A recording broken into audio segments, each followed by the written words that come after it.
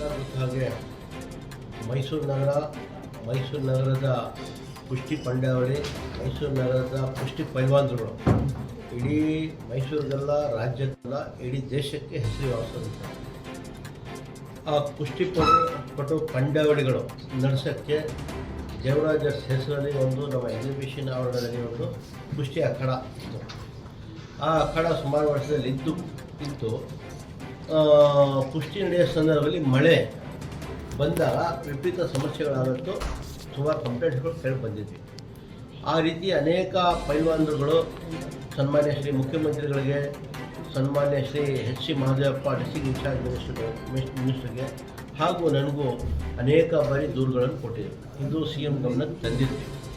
C M ಮೊನ್ನೆ ಮೌಖಿಕವಾಗಿ ತಿಳಿಸಿ district incharge ಮಿನಿಸ್ಟರ್ನ ಆದೇಶಿಸಿ ಕುಸ್ತಿ ಅಖಾಡವನ್ನು ಏನೇನು ಕೆಲಸ ಆಗಬೇಕಾಗಿದೆ ದುರಸ್ತಿಪಡಿಸಿ ಆ ಕೆಲಸಗಳು ಮಾಡಿ ಅಂತ ಹೇಳಿ ಕಳಿಸೋಣ. ಮಿನಿಸ್ಟ್ರು ನನಗೆ ನಿನ್ನೆ ಫೋನ್ ಮಾಡಿದರು, ಬರ್ತಾಯಿದ್ವಿ ಕೆಲಸ ಮಾಡವ ಅಂತ. ಇವತ್ತು ವೀಕ್ಷಣೆ ಮಾಡಿ ಇನ್ಸ್ಪೆಕ್ಷನ್ ಮಾಡಿ ಎಲ್ಲ ಏನೇನು ಕೆಲಸ ಆಗಬೇಕು ಅಂತ ತೊಗೊಂಡಿದ್ವಿ. ಬಹುಶಃ ದಸರಾಕ್ಕಿಂತ ಮುಂಚಿತವಾಗಿ ಕೆಲಸ ಮಾಡಬೇಕು ಮಾಡವ ಅನ್ನೋದು ಒಂದು ಕೆಲಸ ತೊಗೊಂಡಿದ್ವಿ. ನಾನು ರೀತಿ ಎಲ್ಲ ಮಾತಾಡ್ತಾ ಇದ್ದೀವಿ, ಮಾಡಿ ಆದಷ್ಟು ಬೇಗ ಕೆಲಸ ಮುಗಿಸ್ತೀವಿ. ಸಿದ್ಧತೆಗಳೆಲ್ಲ ಬಹಳ ವಿಶೇಷವಾಗಿ ವಿಭಿನ್ನವಾದಂಥ ರೀತಿಯಲ್ಲಿ ನಡೀತಾ ಇದೆ. ಏನೇನೆಲ್ಲ ಬರ್ಬೋದು ವಸ್ತು ಪ್ರದರ್ಶನ ಪ್ರಾಧಿಕಾರ ವತಿಯಿಂದ ಅನೇಕ ಬಾರಿ ತಮ್ಮಗಳಿಗೆ ಹೇಳಿದ್ದೀನಿ ನಾನು. ಈ ವರ್ಷದ ವಸ್ತು ಪ್ರದರ್ಶನ ವಿಭಿನ್ನ ರೀತಿಯಲ್ಲಿ ಇರ್ತದೆ ಅಂತ. ಹಿಂದಿನ ವರ್ಷ ವಸ್ತು ಪ್ರದರ್ಶನ ತಾವು ನೋಡಿದ್ದೀರಾ. ಇಡೀ ದಸರಾದಲ್ಲಿ ವಸ್ತು ಪ್ರದರ್ಶನ ಬೇರೆ ರೀತಿಯಲ್ಲಿ ಬಿಂಬಿಸ್ತು. ಹೆಚ್ಚು ಕಡಿಮೆ ಪ್ರತಿ ವರ್ಷ 10 ರಿಂದ 12 ಲಕ್ಷ ಜನ ಒಳಗೆ ಬರೋರು ವಸ್ತು ಪ್ರದರ್ಶನ ನೋಡೋಕ್ಕೆ. ಹಿಂದಿನ ವರ್ಷ 18 ಲಕ್ಷಕ್ಕಿಂತ ಹೆಚ್ಚಾಗಿ ಜನ ಬಂದವರಂತ ನಾವು ಅಬ್ಸರ್ವ್ ಮಾಡಿದ್ವಿ. ಆದರೆ ಈ ವರ್ಷ ಇನ್ನೂ ಜಾಸ್ತಿ ಸಂಖ್ಯೆಯಲ್ಲಿ ಬರಬೇಕು. ಅದಕ್ಕಿಂತ ಹೆಚ್ಚಾಗಿ ಈ ಎಕ್ಸಿಬಿಷನ್ ಏನಿದೆಯೋ ಕೇವಲ ವರ್ಷದಲ್ಲಿ 3 ತಿಂಗಳು ದಸರಾ ಎಕ್ಸಿಬಿಷನ್ ಅಂತ ನಡೀಬಾರ್ದು. ಇದು ವಸ್ತು ಪ್ರದರ್ಶನ ಪ್ರಾಧಿಕಾರದ ಜಾಗ ಟೂರಿಸಮ್ ತಾಣದಲ್ಲಿ ಕನ್ವರ್ಟ್ ಆಗಬೇಕು. ಪ್ರವಾಸಿಗರು ವರ್ಷ ಪೂರ್ತಿ ಬರ್ತಾ ಇರಬೇಕು.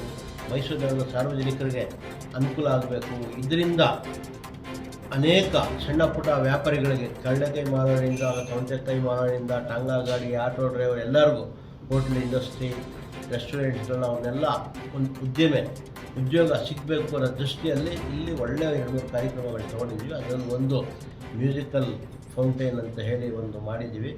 ಅದು ಬಹುಶಃ ದಕ್ಷಿಣ ಭಾರತಕ್ಕೆ ತುಂಬ ದೊಡ್ಡದಾದ ಫೌಂಟೇನ್ ಅಂತ ನಾನಾದರೂ ಹೇಳೋಕ್ಕೆ ಇಷ್ಟಪಡ್ತಾ ಇದ್ದೀನಿ. ಅದರ ಜೊತೆ ಬೇಲೂರು ಹಳೆಬೀಡು ಶೈಲಿಯಲ್ಲಿ ಒಂದು ಕಮರ್ಷಿಯಲ್ ಬ್ಲಾಕ್ ಮಾಡ್ತಾಯಿದ್ದೀವಿ.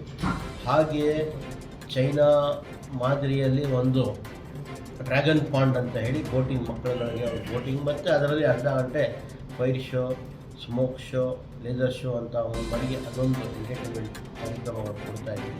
ಒಟ್ಟಾರೆ ಇದರ ಉದ್ದೇಶ ಎಕ್ಸಿಬಿಷನ್ ಜೊತೆಯಲ್ಲಿ ವರ್ಷ ಪೂರ್ತಿ ಜನ ಒಳಗೆ ಬಂದು ತನ್ನ 1 ಗಂಟೆ 2 ಗಂಟೆ ತಾಸು ಕಾಲ ಕಳೆದು ಆರಾಮಾಗಿ ಹೋಗಬೇಕು ಅನ್ನೋದು ಉದ್ದೇಶದಿಂದ ಮಾಡ್ತಾಯಿದ್ದೀವಿ.